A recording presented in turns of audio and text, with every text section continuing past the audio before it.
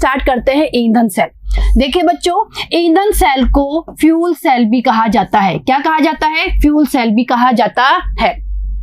देखिए बच्चों, क्या होता है इन ईंधन सेल में, जो ये ईंधन होते हैं यानी जो फ्यूल होता है, फ्यूल की दहन ऊर्जा को विद्युत ऊर्जा में बदला जाता है। कहने का मतलब है कि इन ईंधन सेल में विद्युत ऊर्जा प्राप्त करने के लिए हमारे ईंधनों का उपयोग किया जाता है। और जो ये सेल होते हैं, ईंधन सेल होते हैं, वो बिल्कुल भी प्रदूषण नहीं करते हैं। कहने का मतलब है कि ये प्रदूषण मुक्त सेल होते हैं। जो हमारा अपोलो अंतरिक्ष कार्यक्रम था, उस अपोलो अंतरिक्ष कार्यक्रम में भी विद्युत ऊर्जा के स्रोत के रूप में ईंधन सेल का ही उपयोग किया गया था। और वहां पे जो ईंधन सेल काम में लिया गया था, वो कौन सा ईंधन सेल था? H2O2 ईंधन सेल।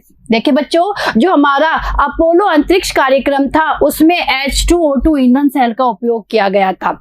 और इस H2O2 ईंधन सेल के उपयोग से जो उत्पाद बनता है, जो जलवाष्प बनती है, उस जलवाष्प को संघनित करके उसका उपयोग अंतरिक्ष यात्रियों ने पानी के रूप में किया था।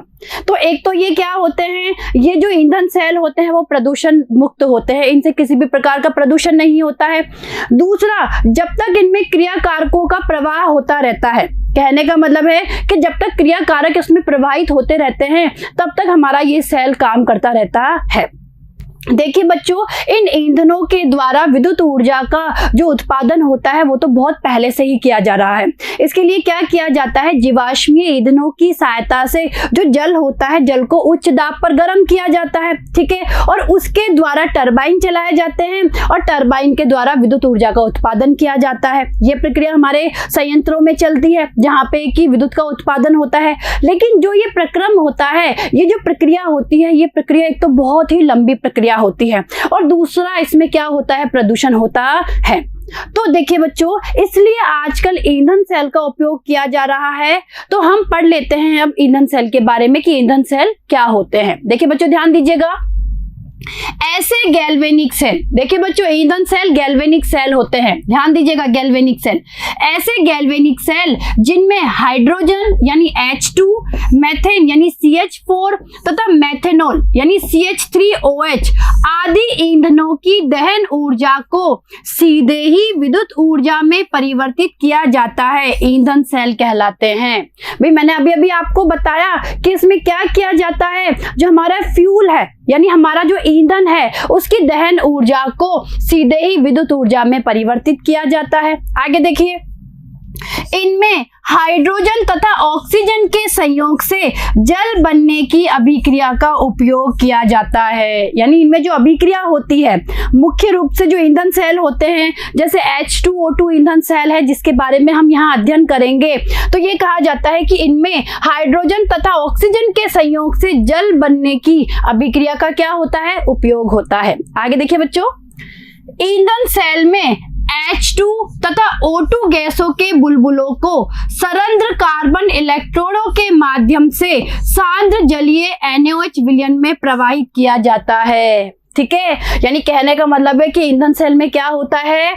H2 तथा O2 गैसों के बुलबुलों को सरंध्र कार्बन इलेक्ट्रोडों के माध्यम से जो विद्युत अपघट्य है यानी सांद्र जलीय NaOH का विलयन है, उसमें प्रवाहित किया जाता है। इलेक्ट्रोड अभिक्रिया की दर बढ़ाने के लिए सूक्ष्म विभाजित प्लेटिनम या पैलेडियम धातु जैसे उत्प्रेरकों को इलेक्ट्रोडों में मिश्रित किया जाता है। और यदि मान लीजिए इलेक्ट्रोडिक अभिक्रिया की दर को बढ़ाना है तो क्या किया जाता है? इन इलेक्ट्रोडों के साथ में सूक्ष्म विभाजित प्लेटिनम या पैलेडियम धातु जैसे जो उत्प्रेरक होते हैं, उन्हें इलेक्ट्रोडों के साथ में या तो मिश्रित कर दिया जाता है यानी मिक्स कर दिया जाता है, या कभी कभी क्या किया जाता है? इनको तार के रूप में इन इलेक्ट्रोडों के ऊपर लपेट दिया जाता है। क्लियर है? ये चीज आपको समझ में आई? तो देखिए बच्चों, एक बार मैं आप लोगों को ईंधन सेल की संरचना समझा देती हूँ कि हमारे ईंधन सेल की संरचना क्या होती है। देखिए बच्चों, ध्यान दीजिएगा। हमारा जो ईंधन सेल होता है वो कुछ इस तरीके से होता है।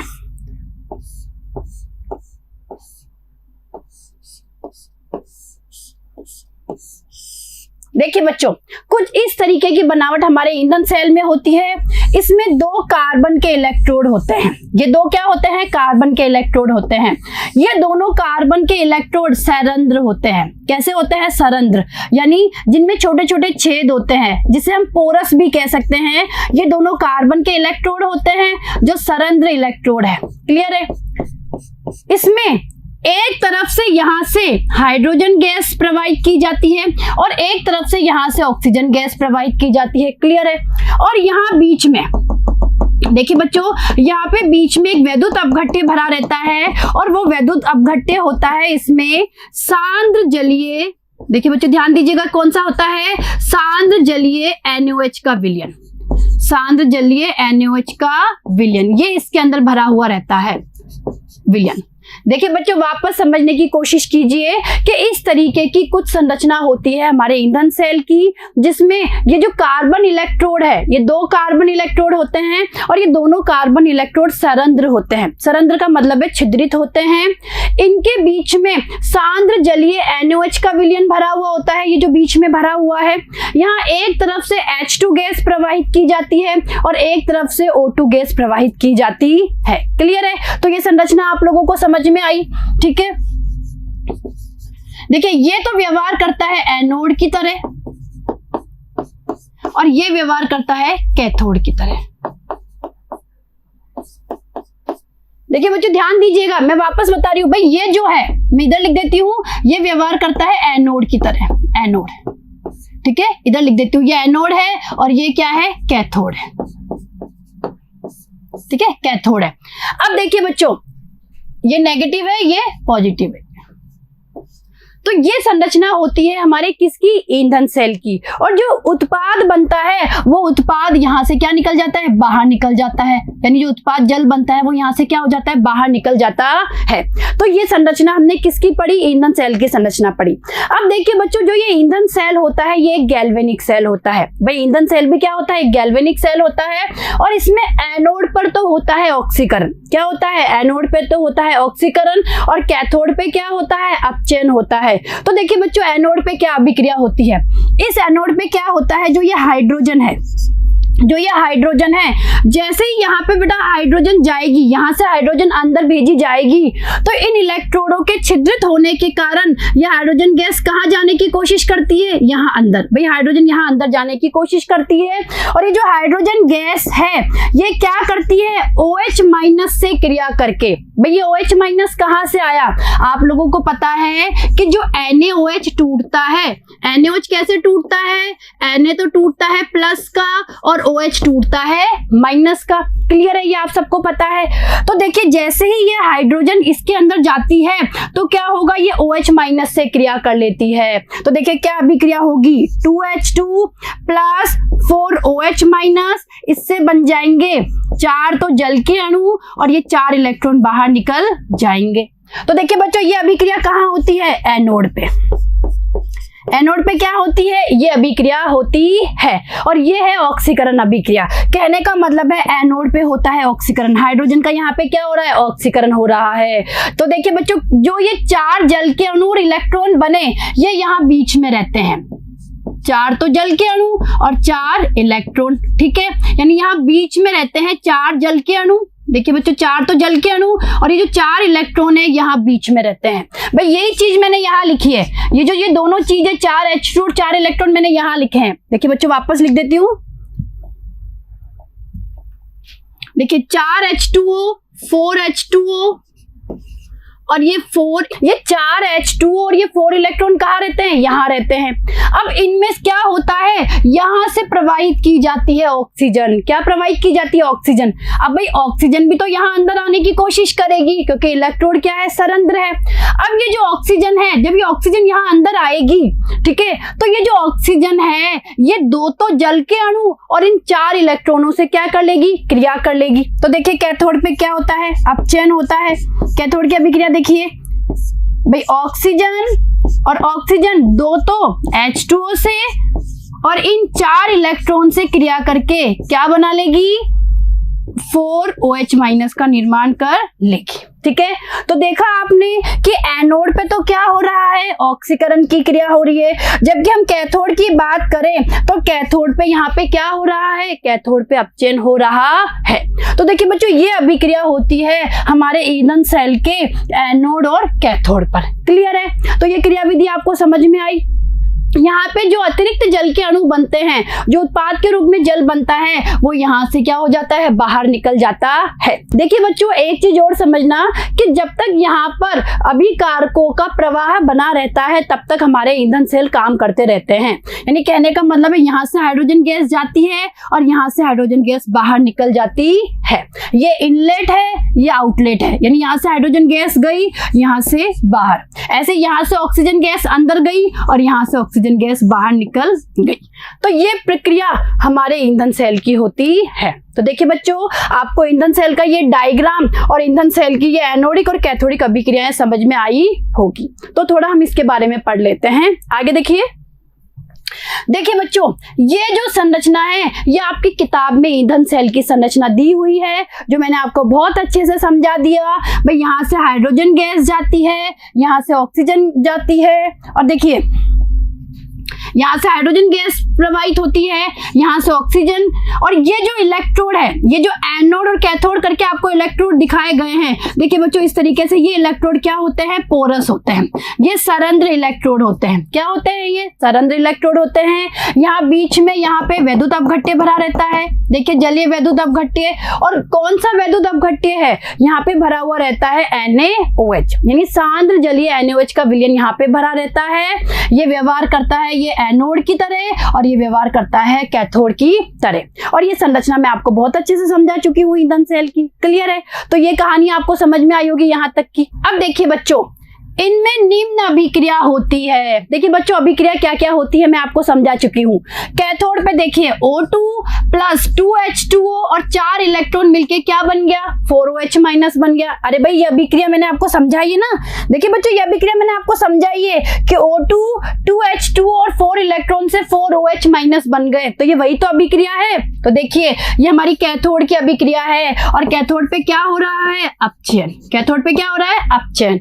एनोड पे देखिए 2H2 प्लस 4OH माइनस और इससे बन रहे हैं 4H2O और 4 इलेक्ट्रॉन।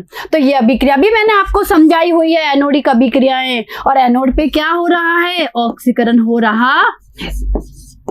एनोड पे क्या हो रहा है, ऑक्सीकरण। क्लियर है। तो आगे देखिए समग्र अभिक्रिया क्या होगी, 2H2 प्लस O2 से बन रहा है 2H2O। क्लियर है, ये इसकी समग्र अभिक्रिया होती है। आगे देखिए, जब तक अभिकारकों यानी H2 तथा O2 गैस की आपूर्ति होती रहती है, यानी जब तक इनका प्रवाह बना रहता है, सेल लगातार कार्य करता है। क्लियर है, आई बात समझ में। ईंधन सेल की दक्षता 70% होती है। देखिए बच्चों, ईंधन सेल की दक्षता कितनी होती है, 70% होती है। ठीक है, आगे देखो, इनका उपयोग अंतरिक्ष यानों में किया जाता है। अपोलो अंतरिक्ष कार्यक्रम में भी इसी सेल का उपयोग किया गया था। भाई अभी जो हम लोगों ने H2O2 ईंधन सेल के बारे में पढ़ा, इस सेल का उपयोग अपोलो अंतरिक्ष कार्यक्रम में किया गया था। ईंधन सेल प्रदूषण मुक्त होते हैं एवं भविष्य में इनके महत्व को देखते हुए अनेक प्रकार के ईंधन सेलों को निर्मित कर उनका परीक्षण किया गया है। ठीक है, आगे देखिए, इनका प्रयोग वाहनों में भी किया जा रहा है। देखिए बच्चों, आजकल इनका उपयोग वाहनों में भी किया जा रहा है और ये बिल्कुल प्रदूषण मुक्त सेल होते हैं। क्लियर है। तो आप लोगों को ईंधन सेल बहुत अच्छे से समझ में आया होगा कि ईंधन सेल क्या होता है और इनकी कैथोड और एनोड पे क्या अभिक्रियाएं होती है। क्लियर है। अब देखिए बच्चों, अगला टॉपिक है संक्षारण। संक्षारण को कोरोजन भी कहा जाता है। देखिए बच्चों, जब किसी भी धातु को वायुमंडल में खुला छोड़ दिया जाता है तो उस धातु की सतह पर उसके ऑक्साइड या अन्य लवणों की परत चढ़ जाती है। ऐसा क्यों होता है? ऐसा इसलिए होता है क्योंकि वो धातु वायु के साथ में और जो जल है उसके साथ में क्या कर लेता है, क्रिया कर लेता है, जिसके कारण या तो ऑक्साइड की परत चढ़ जाएगी या कोई कार्बोनेट, सल्फाइड या दूसरे लवणों की उसके ऊपर क्या चढ़ जाती है, परत चढ़ जाती है। और इसे ही कहा जाता है संक्षारण। देखिए बच्चों, संक्षारण का सबसे अच्छा उदाहरण है लोहा। आप लोगों ने देखा होगा जब लोहे की किसी भी वस्तु को वायु और जल की उपस्थिति में यूं के यूं ही छोड़ दिया जाता है तो थोड़े दिनों बाद उस पे क्या लग जाती है, जंग लग जाती है। कहने का मतलब है उसके जंग लगना शुरू हो जाएगा, यानी जो लोहे की वस्तु है वो कैसी हो जाएगी, कोरोइड हो जाएगी, संक्षारित हो जाएगी। तो देखिए बच्चों, क्या होता है, संक्षारण के कारण हमें हमारी धातुओं की क्या होती है, हानि होती है। और ये कहा जाता है कि प्रत्येक वर्ष लाखों करोड़ों टन जो लोहा होता है वो संक्षारण के कारण क्या हो जाता है, खराब हो जाता है। तो संक्षारण को समझने के लिए जो सबसे अच्छा उदाहरण है वो है लोहे का संक्षारण, जिसके बारे में हम आज अध्ययन करेंगे। तो देखिए बच्चों, ध्यान दीजिएगा।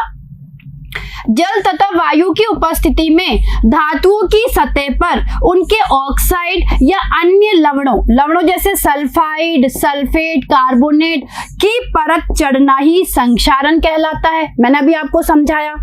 इसमें धातु ऑक्सीजन को इलेक्ट्रॉन देकर ऑक्सीकृत हो जाती है। देखिए बच्चों, क्या हो जाता है, धातु का ऑक्सीकरण हो जाता है, यानी धातु ऑक्सीजन को इलेक्ट्रॉन देके क्या हो जाती है, ऑक्सीकृत हो जाती है तथा उसका ऑक्साइड बन जाता है। क्लियर है? आगे देखिए। संक्षारण एक धीमी गति की प्रक्रिया होती है। देखिए बच्चों, बहुत ही स्लो प्रोसेस होता है, धीरे धीरे होता है संक्षारण। यह एक वैद्युत रासायनिक परिघटना होती है तथा इसमें ऊर्जा उत्सर्जित होती है। देखिए बच्चों, जो संक्षारण है वो एक विद्युत रासायनिक परिघटना होती है और आज हम इस विद्युत रासायनिक परिघटना का ही यहाँ पर अध्ययन करने वाले हैं कि किस तरीके से संक्षारण होता है और वहां पे एक जो गैल्वेनिक सेल का निर्माण होता है वो कैसे होता है और किस तरीके से वहां पे कैथोडिक और एनोडिक अभिक्रियाएं होती है, इसके बारे में हम आज अध्ययन करेंगे। तो देखिए आगे संक्षारण के उदाहरण देखिए बच्चों, जैसे लोहे पे जंग लगना, हमने देखा है ये चीज। चांदी का बदरंग होना, अरे भाई जो चांदी की वस्तुएं हैं वो काली हो जाती है तो चांदी का बदरंग होना। और तीसरा है कॉपर तथा पीतल पर हरे रंग की परत का चढ़ना। तो देखिए बच्चों, ये साधारणतः हमारे संक्षारण के उदाहरण है। ठीक है, आगे देखिए।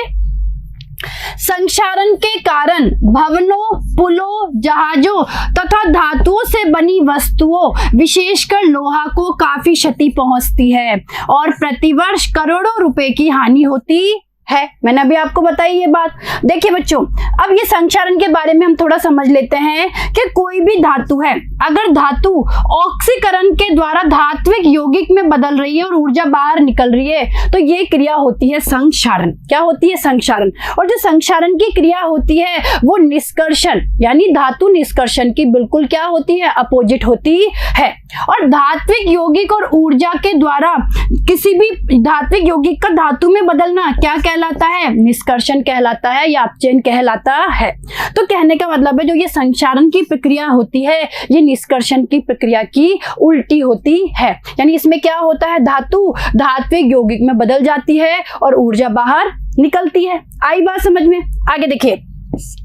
Au यानी ऑरम, जिसको गोल्ड भी कहते हैं, ऑरम, प्लेटिनम तथा पैलेडियम धातु का संक्षारण नहीं होता क्योंकि इनकी क्रियाशीलता बहुत ही क्या होती है, कम होती है। क्लियर है?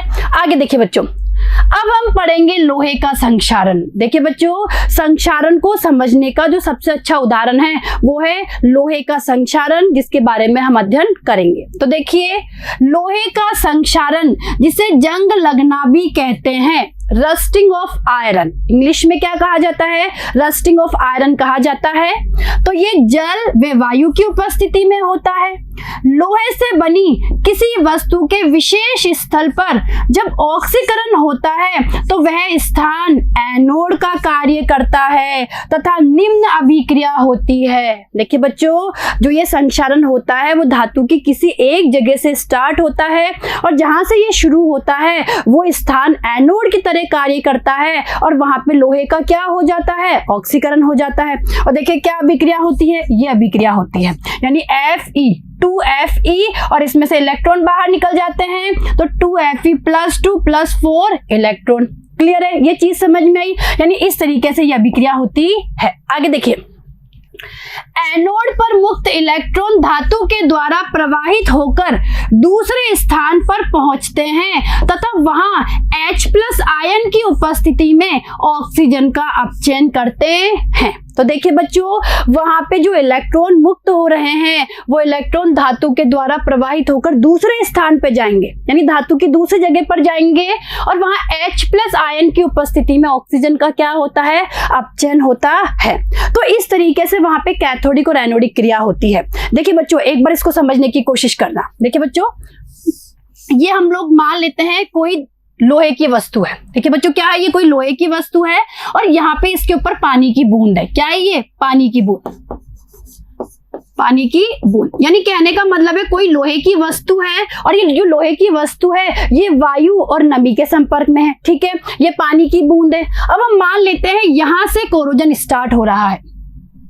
देखिए बच्चों, अब हम मान लेते हैं कि यहाँ से कोरोजन क्या हो रहा है, स्टार्ट हो रहा है। तो यहाँ पे क्या होगा, ऑक्सीकरण होगा। और देखिए क्या अभिक्रिया होगी, यहाँ पे अभिक्रिया होगी 2Fe। ठीक है, इससे बन गया 2Fe+2 और 4 इलेक्ट्रॉन बाहर निकल गए। क्लियर है।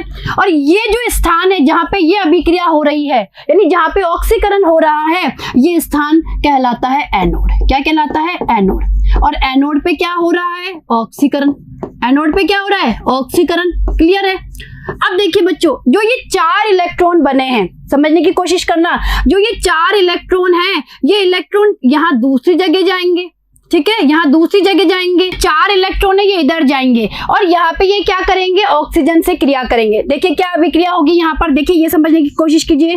O2 + 4H+ प्लस ये 4 इलेक्ट्रॉन, ये आपस में अभिक्रिया करके क्या करेंगे बच्चों, देखिए ये 2H2O का निर्माण करेंगे। किसका निर्माण करेंगे, 2H2O का निर्माण करेंगे। क्लियर है, ये बात आपको समझ में आई। तो देखिए यहाँ आपने क्या देखा कि जहां ये दूसरी जगह जा रहे हैं वहां पे क्या हो रहा है, वहां पे ऑक्सीजन का अपचयन हो रहा है। अब समझने की बात ये है कि ये 4H+ कहां से आए। वापस देखिए बच्चों, जो ये 4 इलेक्ट्रॉन यहाँ पर जाएंगे तो यहाँ पे ये ऑक्सीजन के साथ में और 4H+ के साथ में क्रिया करके ये 2H2O का निर्माण करेंगे। अब बात ये है कि ये 4H+ आए कैसे। देखिए बच्चों, समझने की कोशिश कीजिए। ये कहा जाता है कि जो वायुमंडल की CO2 होती है, कार्बन डाइऑक्साइड होती है, वो जल के साथ में क्रिया करके एक अम्ल बनाती है, कार्बोनिक अम्ल। H2CO3 एक कार्बोनिक अम्ल बनाती है और ये जो कार्बोनिक अम्ल होता है, ये कार्बोनिक अम्ल टूट जाता है H+ और HCO3- के रूप में। कैसे टूट जाता है, H+ और HCO3- के रूप में टूट जाता है और यही H+ यहाँ पे काम में आते हैं। क्लियर है। तो आपको ये क्रियाविधि समझ में आई कि किस तरीके से लोहे का संक्षारण हो रहा है, कि जहां से स्टार्ट होता है वो जगह एनोड की तरह कार्य करती है, वहां ऑक्सीकरण होता है और मुक्त होने वाले 4 इलेक्ट्रॉन दूसरी जगह पर जाकर ऑक्सीजन से और 4H+ से क्रिया करते हैं और वो स्थान कहलाता है कैथोड और वहां पे होता है अपचयन। क्लियर है। आगे देखिए, CO2 के जल में घुलने पर H2CO3 बनने के कारण अम्लीय माध्यम उत्पन्न होता है तथा इससे H+ प्राप्त होते हैं। देखिए बच्चों कैसे प्राप्त होंगे, CO2 + H2O, इन दोनों की क्रिया से H2CO3 बनता है और ये H+ और HCO3- इस रूप में टूट जाता है। तो मैंने आपको समझाया कि ये H+ कहां से आए, ये H+ हमें इस तरीके से प्राप्त हुए हैं। क्लियर है। आगे देखिए, यह स्थान कैथोड की तरह कार्य करता है तथा निम्न अभिक्रिया होती है। देखिए बच्चों, ये अभिक्रिया मैंने आपको समझाई हुई है। अरे भाई, अभी आपको मैंने ये अभिक्रिया समझाई है ना कैथोड की, ये कैथोड की अभिक्रिया है। कैथोड की अभिक्रिया है जहां पे क्या होता है, अपचयन होता है। ठीक है, तो ये अभिक्रिया मैंने आपको समझा दी। O2 + 4H+ + 4 इलेक्ट्रॉन और ये बन रहा है 2H2O। क्लियर है। और देखिए इसके लिए E0 यानी क्या होता है, E0 इसके लिए 1.23 वोल्ट। क्लियर है, बात समझ में आई यहां तक की। अब देखिए इस डायग्राम को देखिए, ये आपकी किताब में डायग्राम दिया गया है कोरोजन का, यानी लोहे के संक्षारण का। देखिए यहाँ पे एक बार समझने की कोशिश कीजिए, जहां से इसका कोरोजन शुरू हो रहा है वहां पे क्या होगा, जो ये आयरन है, आयरन में से इलेक्ट्रॉन बाहर निकल जाएंगे, यानी लोहे का ऑक्सीकरण हो जाएगा। लीजिए भाई, इसमें से 2 इलेक्ट्रॉन बाहर निकल गए, इसमें से ये 2 इलेक्ट्रॉन बाहर निकल गए, 2 और 2 4 इलेक्ट्रॉन हो गए। ये चारों इलेक्ट्रॉन इस दूसरी जगह पे आएंगे और यहाँ दूसरी जगह पे ये 4 इलेक्ट्रॉन 4H+ और ये O2 ये आपस में क्रिया करके क्या बना लेंगे, ये बना लेंगे 2H2। क्या बना लेंगे, 2H2 बना लेंगे। अब देखिए बच्चों, यहाँ समझने की कोशिश कीजिए, Fe तो बदल गया Fe+2 में और यहाँ पे कैथोड पे बन गया 2H2। क्लियर है, आई बात समझ में? यानी कहने का मतलब है एनोड पे तो Fe+2 का निर्माण हो गया और कैथोड पे बन गया 2H2। अब देखिए बच्चों, जो ये Fe+2 बन रहा है ये बदल जाता है Fe+3 में, यानी ये और ऑक्सीकृत हो जाता है और बाद में ये जल के साथ में क्रिया करके फेरिक ऑक्साइड का निर्माण करता है। आगे देखिए, समग्र अभिक्रिया देखिए, 2Fe+O2 + 4H+, इससे बन रहा है 2Fe+2 + 2H2 और इसके लिए ई नोट सेल का मान देखिए 1.67 वोल्ट। क्लियर है, आगे देखिए, इसके पश्चात वायुमंडलीय ऑक्सीजन के द्वारा फेरस आयन यानी Fe+2 और अधिक ऑक्सीकृत होकर फेरिक आयन बनाता है जो जलयोजित फेरिक ऑक्साइड बना लेता है। भाई क्या होता है, जो Fe+2 है वो और ऑक्सीकृत होकर Fe+3 में बदल जाता है। ठीक है, यानी जो फेरस आयन है वो फेरिक आयन में बदल जाता है और ये फेरिक आयन क्या बनाते हैं, जल योजित होकर फेरिक ऑक्साइड यानी Fe2O3.XH2O बनाते हैं।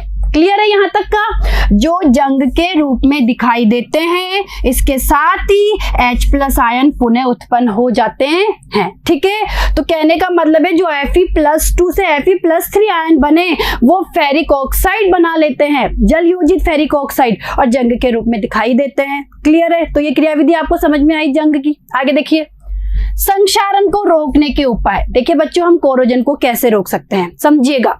धातु की सतह पर पेंट, तेल, ग्रीस या बिस्फिनोल का लेप करना, इससे धातु की सतह वायु तथा नमी के संपर्क में नहीं आ पाती तथा संक्षारण रुक जाता है। अरे भाई बच्चों, जब हम धातु की सतह को वायुमंडल के संपर्क में नहीं आने देंगे, नमी और वायु के संपर्क में नहीं आने देंगे, तो सीधा सीधा संक्षारण क्या हो जाएगा, रुक जाएगा। यानी कहने का मतलब है जब हमारी धातु की सतह वायुमंडल के सीधे संपर्क में नहीं आएगी तो संक्षारण भी नहीं होगा, तो हम इन पदार्थों का लेप कर देते हैं। दूसरा देखिए, धातु की सतह पर अधिक सक्रिय धातु जैसे MgZn यानी मैग्नीशियम और जिंक की परत चढ़ा देना, इसे उत्सर्ग इलेक्ट्रोड भी कहते हैं। इसमें सक्रिय धातु का संक्षारण होता है तथा वस्तु की क्या होती है, रक्षा होती है।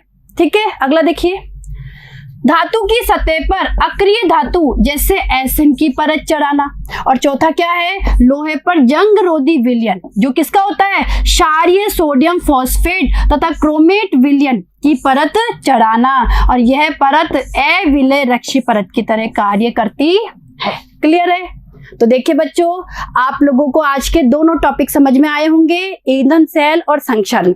इसके साथ ही साथ संक्षारण में क्या क्रियाविधि होती है, क्या विद्युत रासायनिक प्रक्रिया होती है, ये भी आपको अच्छे से समझ में आई होगी। तो देखिए बच्चों, हमारी ये यूनिट समाप्त हो चुकी है। क्लियर है, धन्यवाद।